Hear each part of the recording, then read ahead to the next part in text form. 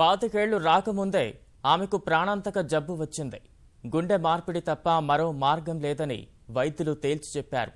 హృదయదాత కోసం కళ్లు కాయలు కాచేలా ఎదురుచూసి జీవన్ దాన్లో పేరు నమోదు చేసుకున్నారు.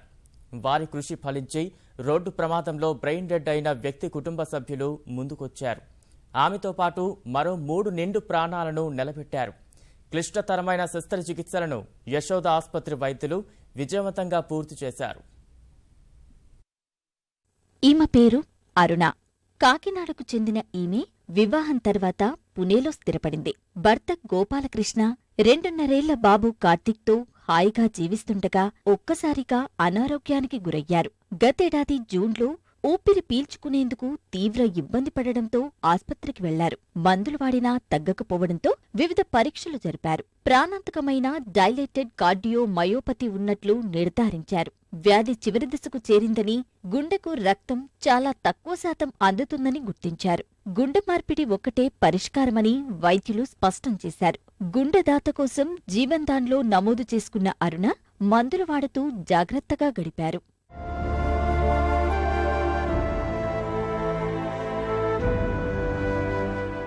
జూన్ 15న హైదరాబాద్కు చెందిన బాలాజీ రోడ్డు ప్రమాదంలో తీవ్రంగా గాయపడ్డారు. చికిత్స అందించినా ఫలితం లేకపోయింది.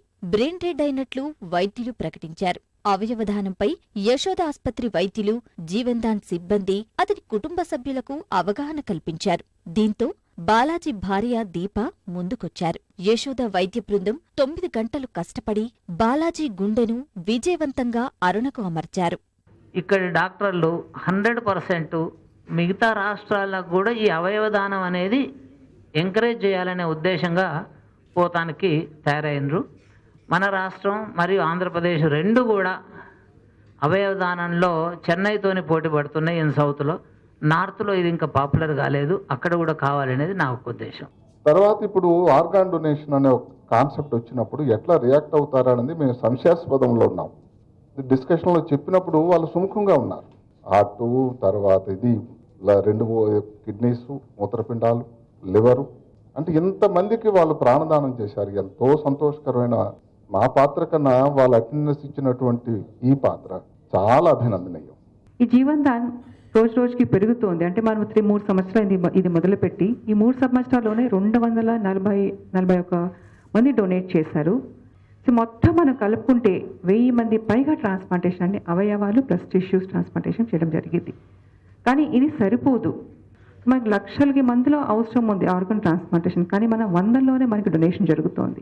యశోద ఆస్పత్రి వైద్యులు జీవన్ దాన్ కృషి వల్లే తన ప్రాణం నిలబడిందని అరుణ వెల్లడించింది.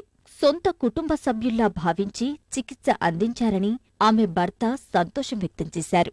అప్పటి నుంచి నేను చాలా హాస్పిటల్స్ తిరిగాను, చాలా సఫర్ అయ్యాను. లాస్ట్ మార్చ్ నుంచి నాకు కొంచెం ఎక్కువ సీరియస్ అయింది. అప్పుడు నాకు తెలిసింది నాకు సివియర్ హార్ట్ ప్రాబ్లం ఉందని. దాని తర్వాత నేను యశోద కోసం తెలుసుకున్నాను, యశోద హాస్పిటల్స్ కోసం. యశోదకు వచ్చాక నరేష్ సార్ని కలిసాము. అండ్ తర్వాత June 15న ఆపరేషన్ అయింది. ఆపరేషన్ ఇంచుమించు ఈ రోజు వరకు కూడా తను she's in normal life. Naresh కుమార్తో పాటు ఇంకా అందరూ డాక్టర్లు కూడా చాలా బాగా మాకు కోఆపరేట్ చేశారు. ఫ్యామిలీ మెంబర్ లాగా మమ్మల్ని ట్రీట్ చేశారండి. దీపం మద్దతుతో మరో 2కి కాలేయం, కిడ్నీలు మార్పిడి చేశారు యశోద ఆస్పత్రి వైద్యులు. ఒకే రోజు 3 అరుదైన శస్త్రచికిత్సలు విజయవంతంగా పూర్తి చేశారు.